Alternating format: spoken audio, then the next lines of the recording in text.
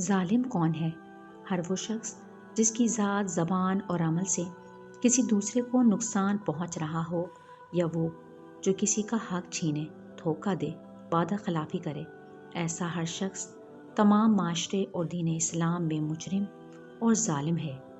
یقیناً ایسے شخص کو آپ دل سے ناپسند کرتے ہوں گے، اور مظلوم پر افسوس بھی، اور دل سے خواہش مند ہوں گے کہ حقدار کو اس کا حق ضرور ملے اور ظالم کو اپنے جرم کی سزا۔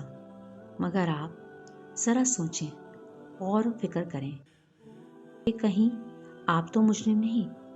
ہو سکتا ہے کوئی آپ کا منتظر رہتا ہو، فریاد کر رہا ہو کہ ہمیں انصاف دو، اذیت نہ پہنچاؤ، رب سے ڈرو، تمہیں ایک دن جواب دینا ہے، تم ذمہ دار ہو۔ لیکن تم ظلم کرتے ہو اور مسلسل کرتے جا رہے ہو۔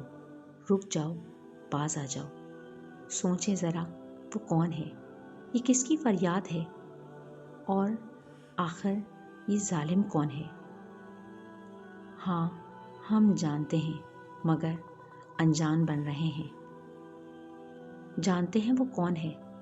وہ ہم خود ہیں۔ ہم ہی ظالم ہیں، اپنی ذات پر خود ہی ظلم کر رہے ہیں۔ ہماری جان ہم سے رب کی حکم عدولی پر رحم کی بھیک مانگتی ہے، ہمیں اس کے غضب سے ڈراتی ہے، مگر ہم خوف نہیں کھاتے کہ کر لو، جواب دہی میں ابھی بہت سا وقت ہے۔ اس کی مانتے نہیں ہیں، نافرمانی پر خود کو روکتے ہیں۔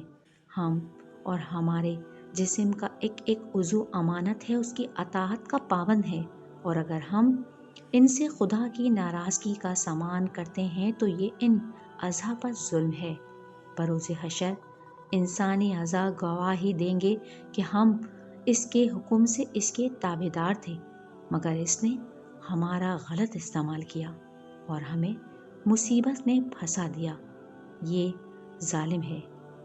اللہ تعالیٰ کسی پر ظلم نہیں کرتا، ہاں انسان خود ہی اپنا مجرم ہے۔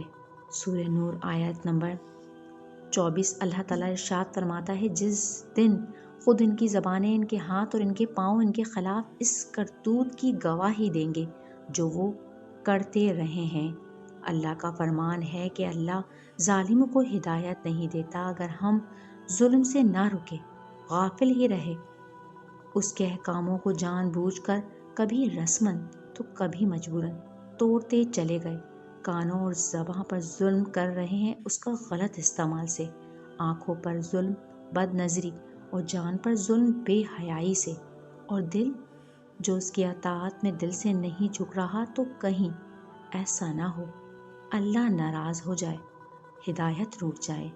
ہدایت اسے ملتی ہے جو ہدایت کا طلبگار ہوتا ہے، اور ظالموں کو ان کی سرکشی کی وجہ سے ہدایت نہیں دی جاتی، گمراہی بڑھتی جاتی ہے۔